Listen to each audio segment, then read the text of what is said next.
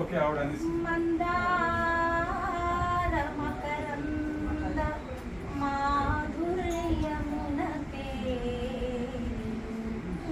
మధుపంబు ఓమునే మదనములకు నిర్మల మందాకిని వీచికలతూ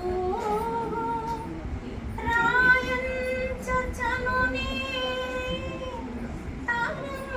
తరంగిణులకు లలిత రసాల Pallava ఖాదియై చొక్కు Koine చేరునే కుటజములకు Purnendu Chandrika Sphurita చకోరకము అరుగునే సాంద్ర నిహారములకు అంబుజోదర దివ్య పాదారవింద చింతనామృత విశేష పానమత్త చిత్తము ఏ రీతి నితరము చేరనేర్చు వినుత గుణశీల మాటలు వేయునేలా ఆ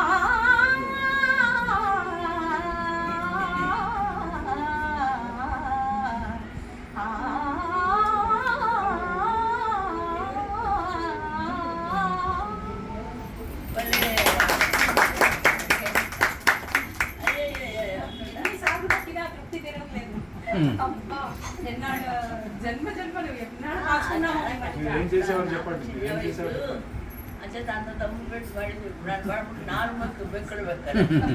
మీరు పాడారు అప్పుడు, అందుకని ఈ మాత్రం పాడుతున్నాం మేము. అప్పుడు ఎంత పాడారు మీరు.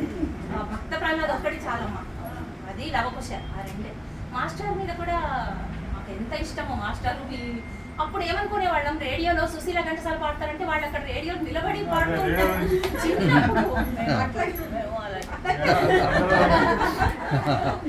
ఎంత బాగా పాడతారు వాళ్ళు. అప్పుడు ఒక ఆయన అంటే అప్పటికప్పుడు వాళ్ళకి అంత శక్తి ఉంది, వాళ్ళు పాటలు చూసి ట్యూన్ కట్టి పాడేస్తారేమో అనుకోలేదండి చిన్నప్పుడు. తర్వాత ఒక ఆయన చెప్పాడు, ఏమా నువ్వు సినిమాలో పాడొచ్చు కదా అంటే, నాకెట్లా మామ, నాకేమొచ్చు, పాడతానా నేను, నాకు పాటలు ట్యూన్ కట్టి రాదు. లేదమ్మా వాళ్ళకంతా నేర్పిస్తారు ట్యూన్ కట్టి. అయితే నేను పాడొచ్చు, నేను కూడా పాడొచ్చు. అయితే రామచంద్ర చిన్నప్పుడు సినిమాలో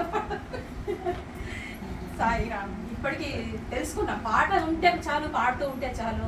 అది ఆయన వింటుంటాడు. మనం ఇంట్లో వంట చేసుకుంటూ పాడినా, పాత్రలు కడుక్కుంటూ పాడినా తృప్తి, మన గొంతు మనకు ఆయనకు చేరుతోంది. మనం ఏది పాడినా అంతే, మన కోసం మనం పాడుతాం.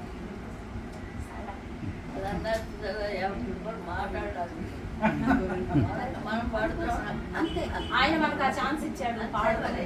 అంత స్వీట్ గా ఆయన్ని ధరిస్తున్నాం మనం పాడుకొని. అంతే. సాయిరామ్ మీతో ఇట్లాగే మాట్లాడాలనే ఉంటుంది. అయితే ఇంతమంది నాలాంటి వాళ్ళే కదా, నాలాగే ఎందరో అందరూ మాట్లాడుకోవాలి కదా మీతో. నిజమే నిజమే.